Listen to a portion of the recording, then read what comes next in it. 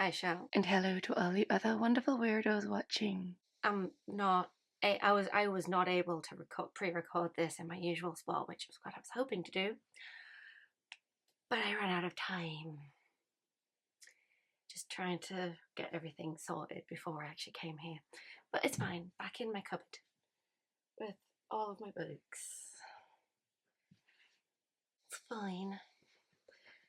So it also means I couldn't bring my book with me to double check things. So as of recording, I might forget a few name details, but this short story this week was really good, and it was like one of those fantasy. It was a lovely fantasy short story, and I enjoyed it. Well, at the end, I enjoyed it. I enjoyed it as an overall, but there was one element that just, yeah. Also, if I look like I'm particularly very well wrapped up, it's because my dad does not like putting the heating on, and my mum has to put the thermostat in the loft just to sneak it. It's fine. This week's short story starts off with just a little story about the end of a war between the master of the golden ship and the king of the desert. The king of the desert cuts off the arm in the middle of the final battle of of the master of that golden ship. I think the master of the skies and the wind, pretty much the person who's named after the story. And so that master, he curses the king of the desert. His children and his descendants will also be brought into the world with some thing missing. And so we see that in his son, who is born blind. So the prince of the desert, he is treated lesser because of his disability. Unfortunately, he had to grow up without a mother because she died in childbirth. And no, wait, she did not die in childbirth. She died from the most stupidest thing ever. I just decided to rewrite that in my brain. So she died from disappointment that her child was blind.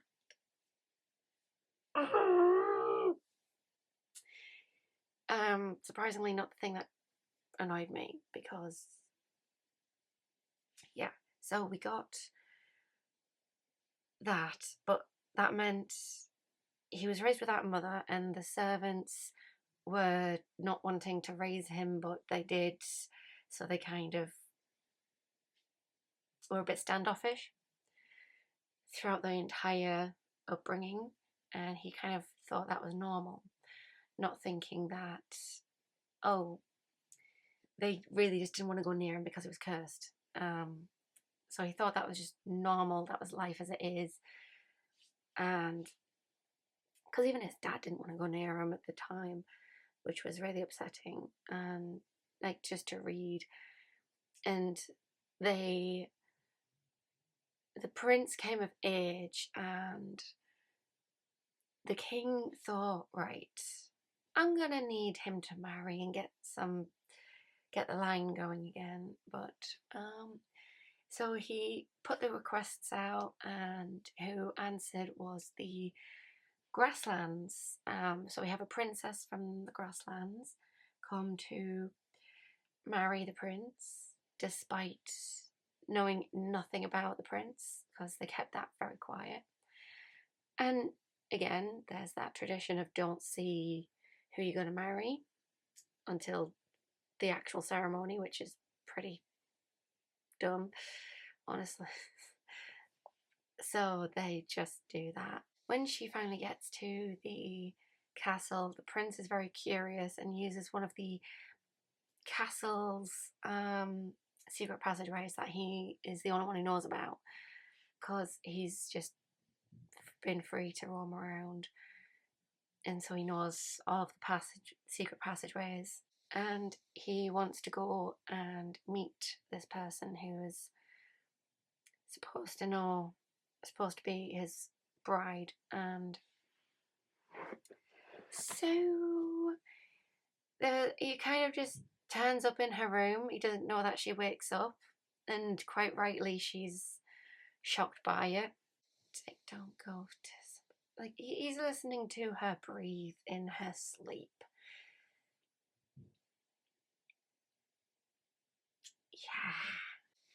Yeah, he's doing that. So when she wakes up, he doesn't notice until she's like, "Why are you in my room?" And so he explains himself, and they just get to talking. They get to talking, and he even asks to like see what she looks like by touching her face. The annoying line happened after he was touching her face. She was overcome with love, or something along those lines. There was she was just maybe caught up in all of what was going on. Thankfully, that also included, but it was just like, do not need it, do not need it. Stop saying people are in love. They just met. So yeah, they talk for a bit, and eventually he cries on her shoulder, and she asks him what's wrong, and yeah, he explains that the master of who lives in that golden ship was greedy and wanted all the lands that stretched the horizon, and so started a war, and so cursed his family because he lost the war, and cursed the descendants. They will grow up like me. And she's moved by it and decides to go on a quest to free the curse, to lift the curse. Well, so she kind of has to sneak out because she knows that the king of the desert isn't going to let her do that. And so she asks the prince to sneak out, if there's any way to sneak out. And so he gives her the passageways, and the lovers embrace goodbye. anyways.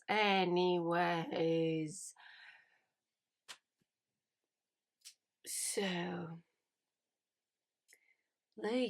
she goes, and eventually she makes it to the golden ship that is hovering so far away from the desert city, and does eventually talk to the master, who basically asks her why should he do that, and explains he did not curse because he lost. He cursed a greedy family who just wanted gold.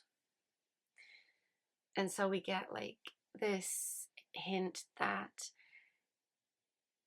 two sides are saying the other is in fault for their own greed. So you question who is right.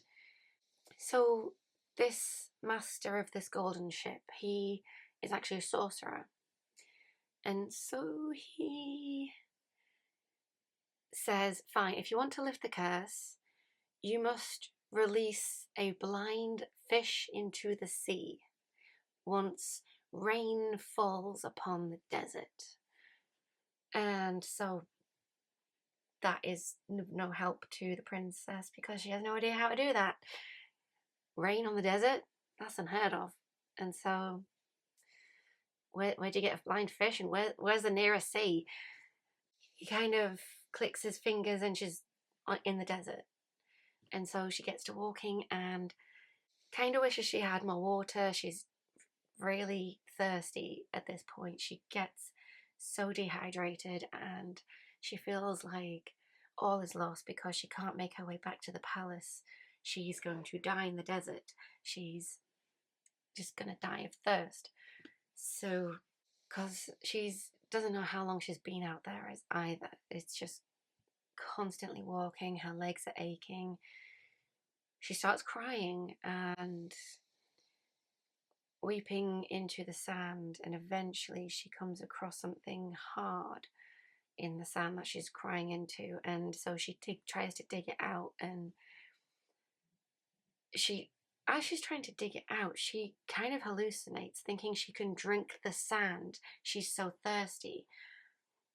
Eventually she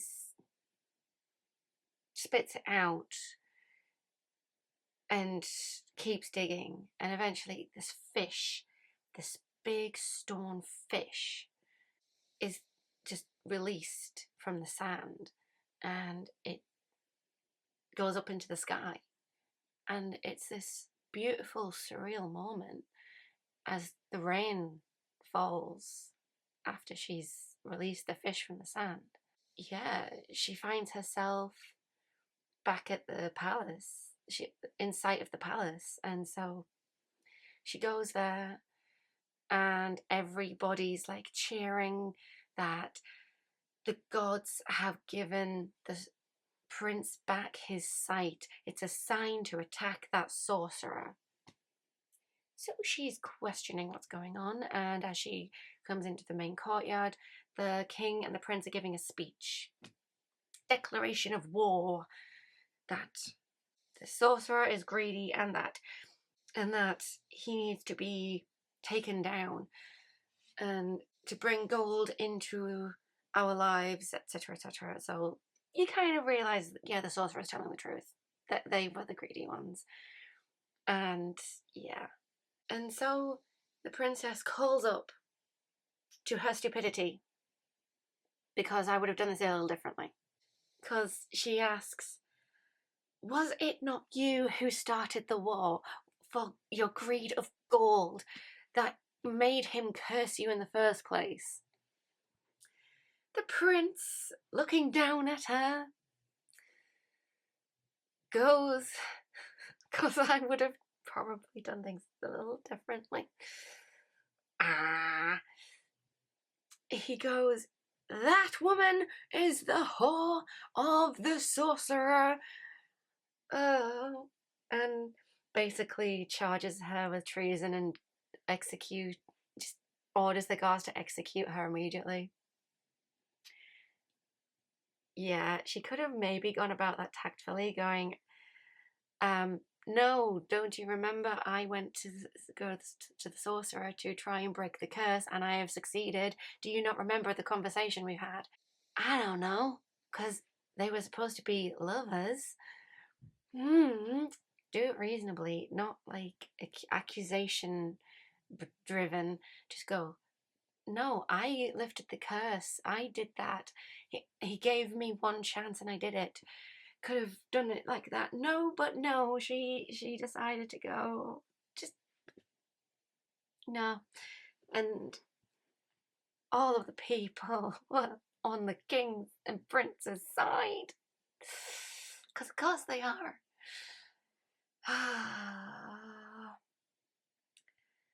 So, because one of the other things the sorcerer also said was that if you do lift the curse, you will still not marry the prince. And we go through that story wondering, is she gonna get back late after releasing the curse to have him just get blinded by young woman's beauty? I don't know. No, they're just blinded by greed. And so this whole story is about how men get blinded by greed even when their sight is perfectly normal. So the story ends not with the execution, but with a sandstorm sweeping through, and the balcony with the king and prince breaks. They fall and get buried in rubble. the whole area is just shook with earthquakes and it just collapses in sand. And the princess opens her eyes to be on that ship again, that golden ship. And the master of the wind and skies, he offers her adventures on his ship, like the Doctor would offer a companion a chance to fly off in the TARDIS. She doesn't accept it. She just wants to go home to her grasslands to live a normal, peaceful life for her and her own descendants. It's all she wants. And he basically says, I cannot grant you that, but I can grant you a peaceful existence like no other mortal would. She nods her head. And so the ship turns towards the grasslands, taking her home. So I don't know if he's just going to hover above the grasslands now. But yeah, that was a really nice short story. It was quite impactful on people's greed and just how surreal the fantasy elements felt was absolutely like stunning. Or at least they were in my head when I was picturing them. It was just, oh, brilliant. And it's kind of makes me excited to read like more from this author if she does dip her toes into like the fantasy elements more often. And so yeah, because that was absolutely stunning imagery of the fish returning to the sky, of the sea of stars. Beautiful, absolutely beautiful. So yeah, that was this week's short story. My Monday's video was recorded in advance because I knew I needed 10 books that I owned I needed access to the 10 books for the video, so I did do that one in advance. Even if I ran out of time to do this one. That seems to be the thing, is I film Monday's video before my Saturday's video. It's fine. It's all fine. But yeah. Bye, show. And bye to all you other wonderful weirdos watching. This is not the stack of books I bought in July, but it is the stack I want to take home with me. If I can just make it fit in my suitcase. Yeah. Bye-bye.